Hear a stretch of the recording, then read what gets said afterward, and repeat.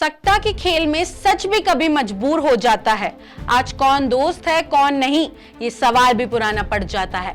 फैसला है बांग्लादेश से, लेकिन असली असर भारत पर पड़ेगा, क्योंकि असली सवाल ये नहीं कि बांग्लादेश क्या चाहता है, असली सवाल ये है कि भारत क्या फैसला लेगा।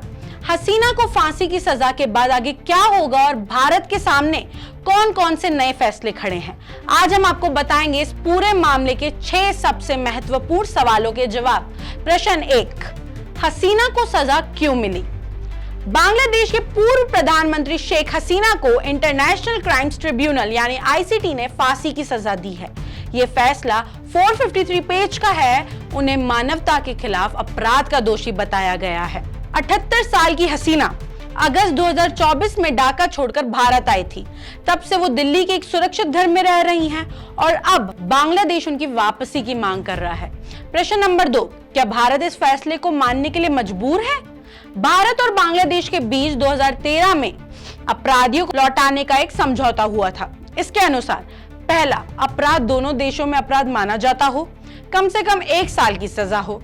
2016 में नियम आसान किए गए। अगर बांग्लादेश की अदालत वारंट जारी कर दे तो वापस भेजने की प्रक्रिया शुरू हो सकती है। प्रश्न नंबर 3, भारत क्यों मना कर सकता है? क्योंकि समझौते के मुताबिक भारत ना भी कह सकता है। उसकी 2 वजह हैं। मामला राजनीतिक लगे, आईसीटी के फैसले पर पहले ही कई सवाल उठ चुके हैं। जजों की नियुक्ति पर विवाद, हसीना को वकील ना मिलना और जजों पर सरकारी दबाव की रिपोर्ट। और दूसरा, 1400 मौतों की जांच पर अंतर्राष्ट्रीय चिंता। अगर ट्रायल निष्पक्ष नहीं लगता तो भारत हसीना को नहीं लौटाएगा। प्रश्न नंबर 4, अगर भारत हसीना को नहीं लौटाता है तो क्या होगा? बांग्लादेश कह सकता है कि भारत उसकी अदालत का सम्मान नहीं कर रहा है। थोड़ा तनाव बढ़ सकता है। सबसे बड़ा असर यह होगा कि बांग्लादेश चीन और पाकिस्तान के और करीब जा सकता है। हाल ही में पाकिस्तान का एक उच्च स्तरीय दल ढाका गया था और चीन से भी उनकी नजदीकी बढ़ रही है। ये सब भारत के लिए रणनीतिक तौर पर अच्छा नहीं माना जाता, क्योंकि इसका असर पूर्वोत्तर से लेकर बंगाल की खाड़ी तक पड़ सकता है। प्रश्न 5, बांग्लादेश हसीना को क्यों चाहता है? हसीना पर ये 5 आरोप लगे हैं। पहला, भड़काऊ भाषण।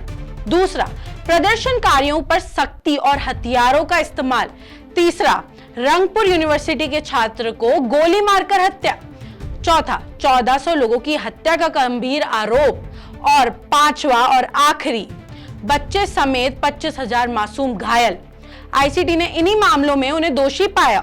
प्रश्न 6, हसीना आगे क्या कर सकती है? उनके पास 2 रास्ते हैं। पहला, कानूनी रास्ता, दूसरा राजनीतिक रास्ता।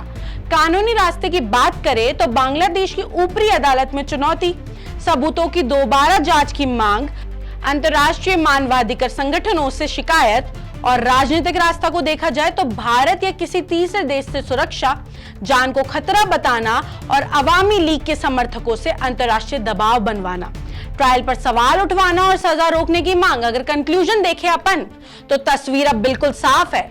हसीना को लौटाना भी एक बड़ा फैसला है और ना लौटाना उससे भी बड़ा।